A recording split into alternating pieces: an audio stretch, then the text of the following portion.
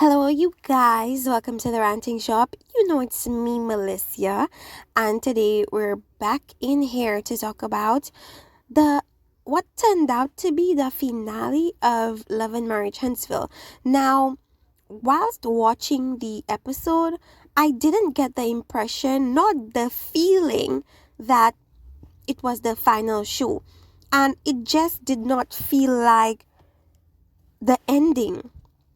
I feel like not enough has happened for there to already be a finale. So whilst watching it, I was like, okay, and then I'm gonna tune in for another episode next week. But come to find out, it was the finale episode. So we're just gonna get into things.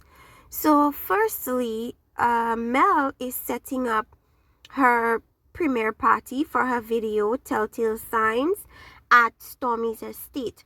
And if you recall, the video for the music video, I should say, was filmed at Stormy's residence. So it kind of came back full circle in that regard. So she invited everybody but Martell.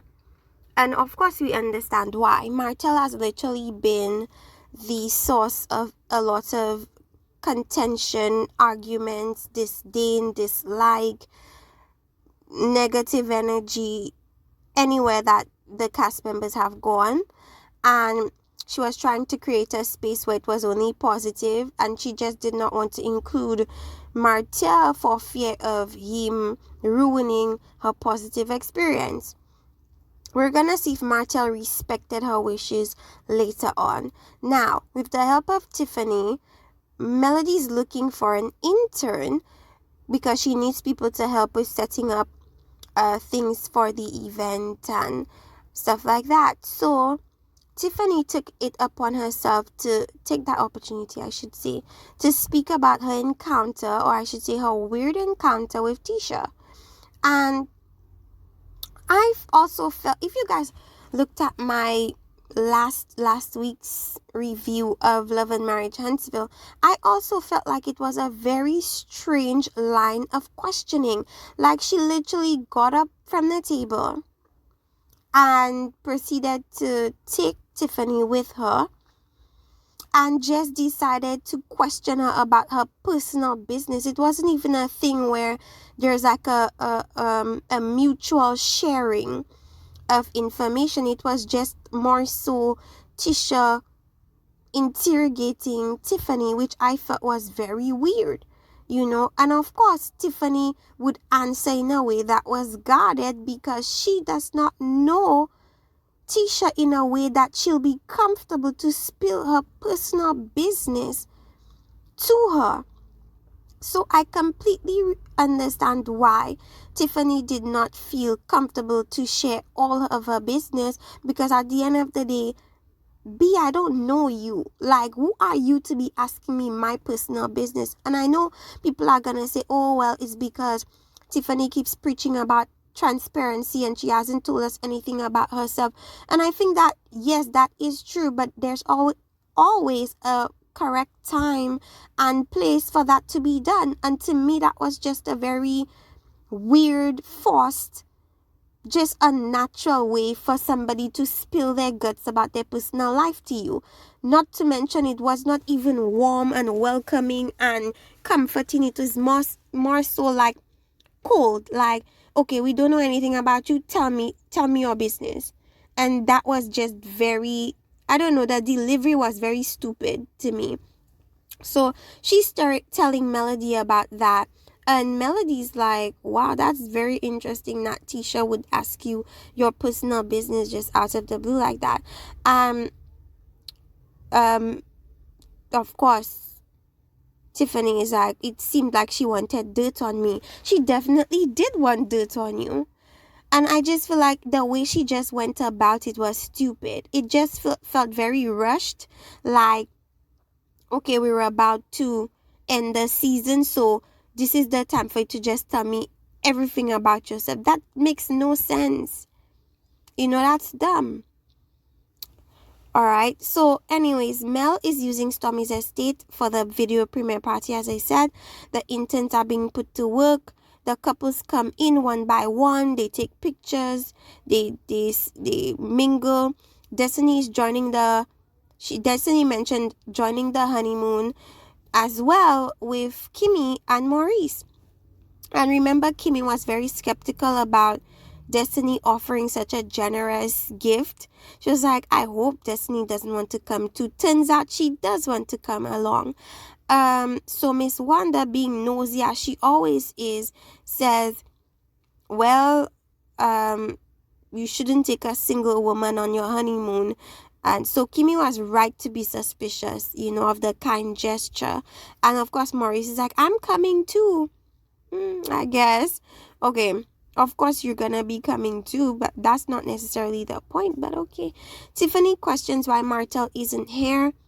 And the rest of the group is like, why would Melody bring Martel here? Like, every time they meet, there's problems, and you are worried about Martel being here or not. That's just very weird coming from Tiffany. It's like, you were the one talking about, oh, every time we have something, Mel and Martel are always fighting, and then you are questioning why Martel isn't here. Like, where's the logic? Okay? And Destiny was very annoyed, and so was I, because it made no sense. Now, Wanda gives Destiny advice and tells her that she needs a good... before we talk about Miss Wanda, Mel is very upset that her party isn't starting on time. I suppose there was some technical difficulties and some things that needed to take place before she could, I suppose, start her party, and that was slowing down her commencement. And that was making her mad. Her mom was offering to help her, but she looked very much annoyed and irritated, even by her mom. So we move over to the other cast members, and Wanda gives Destiny advice and tells her that she needs a good butterfly, and that meaning, I don't know what she meant by butterfly. I don't know if it meant vagina. I don't know what she meant. And she said you also need communication, motivation, and whatever else that she said. But nobody's really interested in taking advice from Miss Wanda, because like, she's the least qualified person to give anybody advice, considering she's married and had a boyfriend. So that makes no sense. So Kimmy thinks they always talk about the same topic, relationships, outside woman, side chick, blah blah blah, and she's sick of it. And whilst I do understand that Kimmy is sick of it, it's very clear that out of everybody to be upset, she's the one to be upset. Because remember, everyone thinks that Kimmy is a side chick, and every time they have problems with her, that is their go-to attack, which is, weren't you a side chick, which pisses her off. And they talk about Pat. Now, we met Pat last week. Pat is Kimmy's friend, and Pat introduced Kimmy to Maurice, and she introduced them when Maurice had already filed for divorce and moved from where he was, which was Michigan, to Huntsville, Alabama. And according to them, they're gonna talk more deeply about the timeline of their relationship and what went on. I'll talk about it then. So Pat was married to Marceau's other brother, Mark, that's his name. And I said, no wonder she knows about the Scott men. According to Tisha, Pat broke his heart, and she looked very irritated by even the woman's name. Tisha has smoke for Pat, that's what I said. But Pat should be there to vindicate Kimmy, because she introduced her to Maurice. So it's kind of like, if anybody would know that Maurice was available, it would have been Pat, because before Kimmy knew Maurice, Pat knew Maurice. Pat knew the situation with Maurice and Kiowa. Pat was the one that knew everything. So I do understand why Kimmy would want Pat to be there to finally put that rumor to rest, but she didn't make it for whatever reason. Now, Kimmy is triggered by the side piece conversation, but they weren't really talking about that. Miss Wanda was talking about something else. But even when the conversation did reach on the side chick thing, Miss Wanda, after the girl mentioned Pat and everything on the timeline, she's still asking Kimmy if she was a side chick or not. Like, at this point, I understand how frustrating it is for Kimmy, because I would have cussed Miss Wonder out at that particular point. They signed the divorce papers. Kimmy said they signed the divorce papers before moving to Alabama. Then Maurice says that's fair. And my response to that was, huh? What does Maurice mean by that's fair? It almost seems like he's trying to justify that Kimmy was not a side chick to the group, but he really knows that she was. Like technically she was, but he's trying to say that or try to agree with her that she wasn't.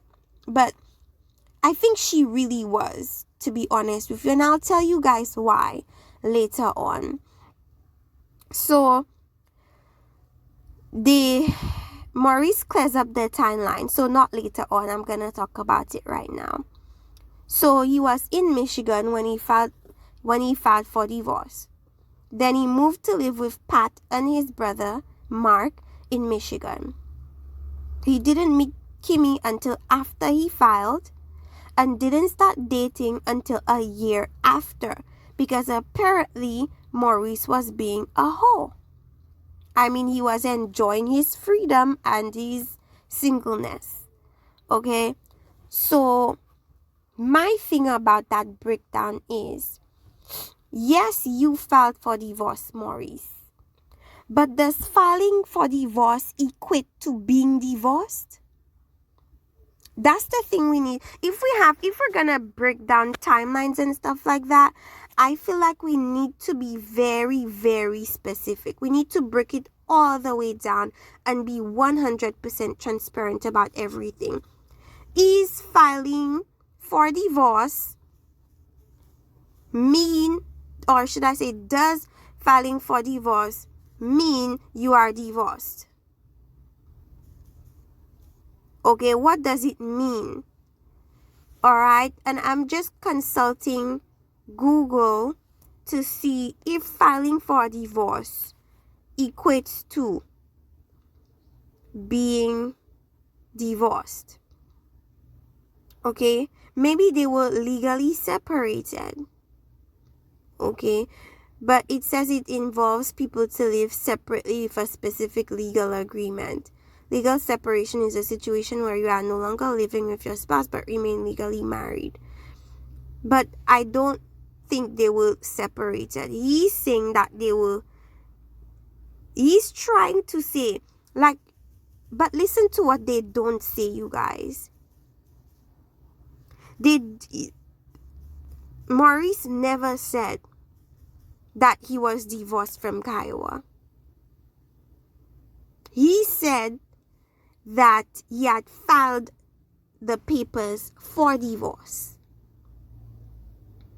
Okay, so it says once you, your spouse, your attorney, and the judge sign the final decree, it's all over with. At that point, you can consider yourself to be officially divorced. But filing for a divorce does not mean you are divorced. You know? And they were saying that Kiowa was dodging, like, signing the divorce papers. So if she was dodging it, the question should really be when did she sign it? Because that's the only way we will know for sure whether Kimmy came at a point where Maurice was still married or not. Now, just based on the legality of the situation, just based on the information that I see from Maurice and Pat and everybody, nobody's saying he was divorced except for Kimmy. Not even Maurice is saying he was divorced. Kiowa is not saying they were divorced. And so I believe that they were not technically and legally divorced. But I do believe that Maurice was through with the relationship at that point. That I believe. But I do not believe that they were divorced. So technically, Kimmy was a side chick. But it's a very loose, I'm using the term side chick very loosely, because we have to understand that Maurice and Kiowa, well, at least from Maurice's mindset, he was done.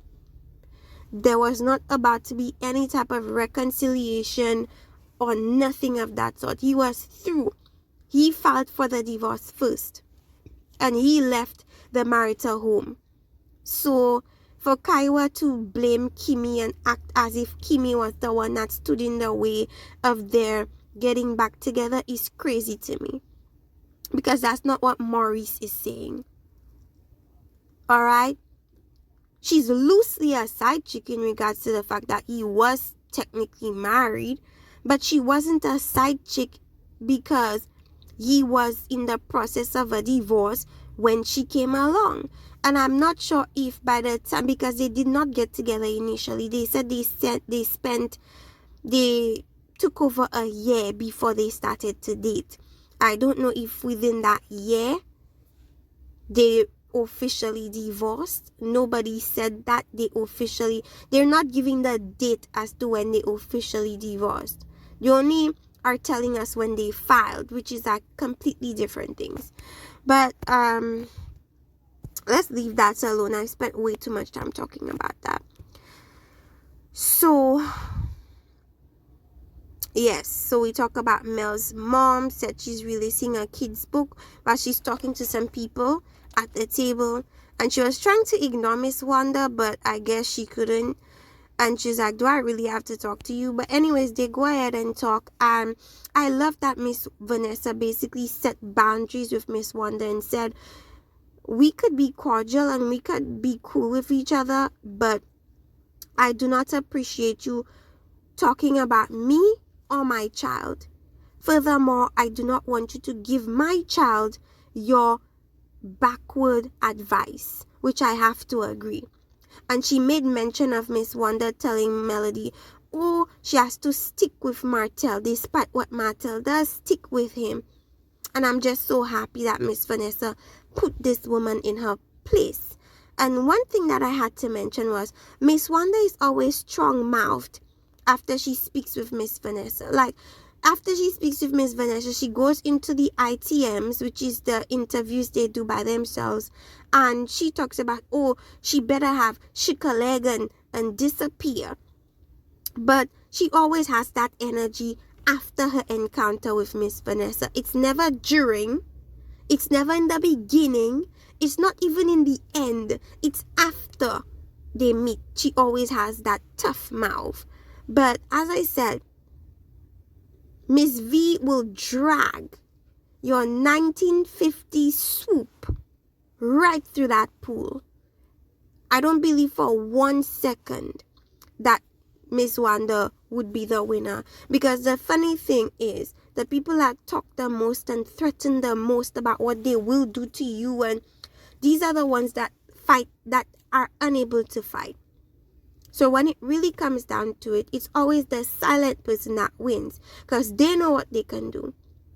The one that's full of mouth, it's almost like their mouth is their protection. So if they could scare you with their threat, they will do that, even if it's not necessarily true. If the scaring verbally works, then it doesn't have to get into a physical altercation, you know. So that's that. So I said, out of the blue, Tisha feels the need to talk about her private convo with Tiff amongst the women. And basically, Tisha is saying the response that Tiffany gave her was not clear and whatever the case may be. Now, I already explained this in the beginning. I wouldn't be very clear either, because you're approaching the questioning like I'm in a jail cell and I committed a crime. You're not making me feel welcome. You're not making me feel safe. Why would I be very explicit with my personal information to you when I don't even know you? I don't even know your children's names, or I barely know their names. I don't even know, like, your middle name. I don't know anything about you. So I understood Tiffany in that regard. But the women felt a need to check Tiffany about being more transparent, about her wanting them to be more transparent when she wasn't. Tiffany is getting a taste of her own medicine and doesn't like it, but it still wasn't warranted. For me personally, I don't care who does this stuff. I don't like it, period. I don't care if Tiffany does it. I don't care if Tisha does it. I don't care if Kimmy does it. I don't like when you take people's personal information and feel the need to spread it everywhere. Even though they were having a conversation, I just felt like it was personal, and Tisha didn't have to say, oh, like, we wouldn't think to ask you, like, is your son from your husband or from their other man? Like, why is that being spoken of and made as a point? And I feel like at this point, you guys still talking about that. That was supposed to be spoken of unresolved during the first few episodes when Tiffany was really being problematic. Not right now at this person's event. Like, it was just that. It's just off to me. Again, misplaced. Now, Mel comes out finally and starts the party. She premieres her song, and I said, when all of that was done and everybody was singing along and so on, Marceau is saying that he didn't like the song because it was bashing his guy, which is Martel, with a better looking guy. And I said, oh damn. Anyway, Mel and Destiny, because Destiny pulls Mel aside to talk about something that they didn't have to be talking about at the premiere party, which is basically that Destiny is saying she wants Melody to understand that she doesn't have a village like Melody does, and for certain events she would not be able to be on time because she essentially doesn't have anybody to care for her boy. Versus Melody, who has her mom, she even has Martel, even though they're divorced. She has other people that are there to step in to take care of her kids. So Destiny was just saying to Melody, be more empathetic towards me and give me more support because, I already told you about the fact that I don't have a village like you. Now, Melody was very annoyed because she did not want that conversation to be about that. As she said, that conversation could have been done via phone or via another situation. You know what I mean? So Melody tells Destiny, I'm here for you. Like, I don't need you to care for my children because my children find you boring. That was a dig. And if you see the dynamic between Destiny and Melody, they have a very passive-aggressive relationship. Almost like they love each other, but they don't like each other that much kind of relationship. And Melody was so annoyed. She's like, my children don't need you to babysit them. They think you're boring. And that was a dig. And Melody's like, I don't understand why Tiffany wants my 4 kids when she's newly divorced. She has a new business that she has to maneuver and a new baby. Like, why would I add more problems to her life by making her babysit my 4 children? It makes no sense, and I'm not going to do that. And I have to agree with Melody there. That makes no sense. I understand what you're trying to do. Destiny is trying to create an atmosphere where they can lean on each other. So she could help Melody in certain aspects and Melody could help her in certain aspects. But what Melody is saying is there does not need to be this tit-for-tat situation. I am good. I don't need your help in regards to my kids. Destiny herself knows that Melody already has her village as far as raising her kids are concerned. So she does not need an additional person.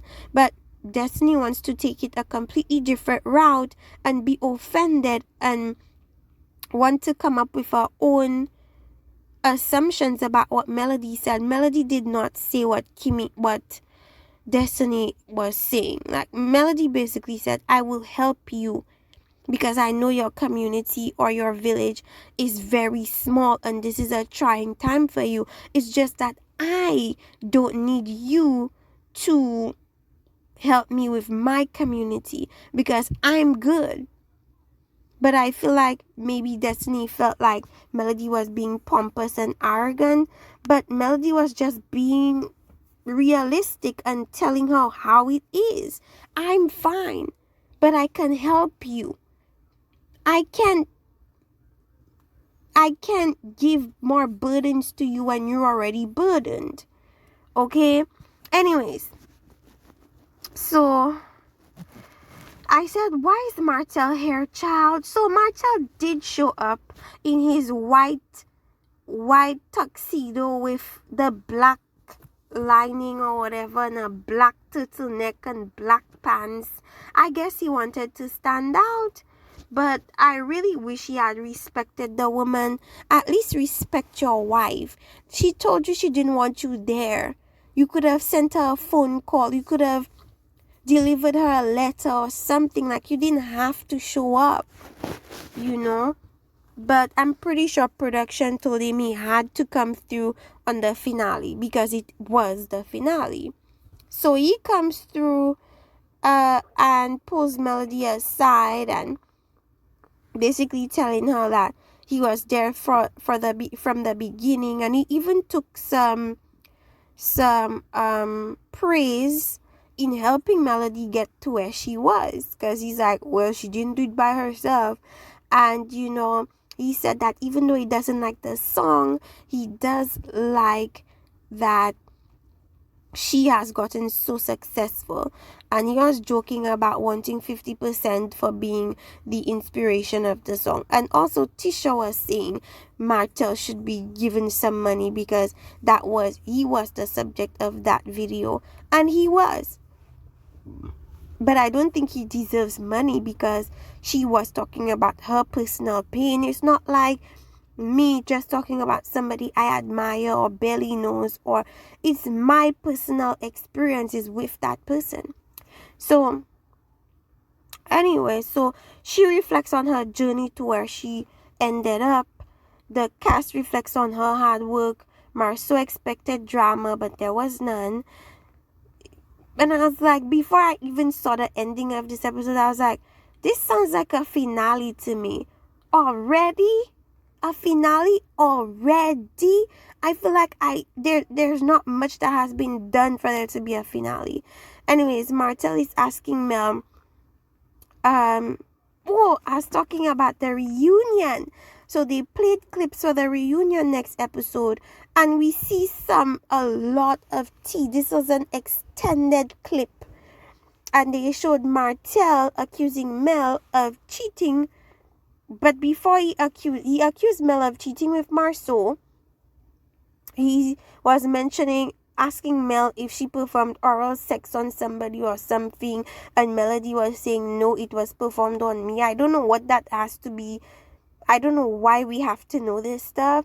Carlos telling Tiffany that the viewers hate her, which if everything was in its right context, because as much as they do the previews, like sometimes it's like so edited, like you don't know what's going on. I wonder if that was said in the right context, because Tiffany looked very offended. The cast calling Tiffany and her husband's relationship fake. And of course Tiffany had a comeback, which is everybody has opinions, they're just like a-holes. And then Martel is like, well, I don't want you to show me yours, you know. And there was a lot of animosity that just shows that they've rewatched the show and heard or seen some things that they said in the moment interviews that they would not know whilst filming. So of course they're coming into the reunion with smoke, because now they know new information that they did not know before. So what else do I have? Then they go on the subject of Kimmy. Is Kimmy a side chick or not? The answer is she is. Okay, she was, sorry. Just because I don't think that Maurice was officially divorced before they got together, and that's it. Now, if they could clarify when the divorce proceedings became official and where they were at that moment, then I can put it to rest and say, no, she wasn't a side chick. Until they give me that information, I cannot say that she wasn't. Okay, so Mel walks off after Martel is asked if he'd still be with the side chick if he met her before, if he'd still be married to the side chick if he met the side chick before he met Mel. And Mel walks off. She's had it. She's in a black gown and it almost seemed like a mourning of some sorts. I don't know, but she wasn't happy. But Carlos is coming with the smoke for this reunion. Like, he's not playing any games. He's being really tough on all the cast members. And you know, normally when they do reunions, the host is very like light on the cast, but he seemed to be like, he's coming for all of them, like, oh. So I said, mercy me, the reunion will be pitiful, very, very pitiful. But anyways, you guys, that's all I have. I've already been here for too long. Like and subscribe and stay tuned for other reviews from me, Melissa, in the Ranting Shop. Bye.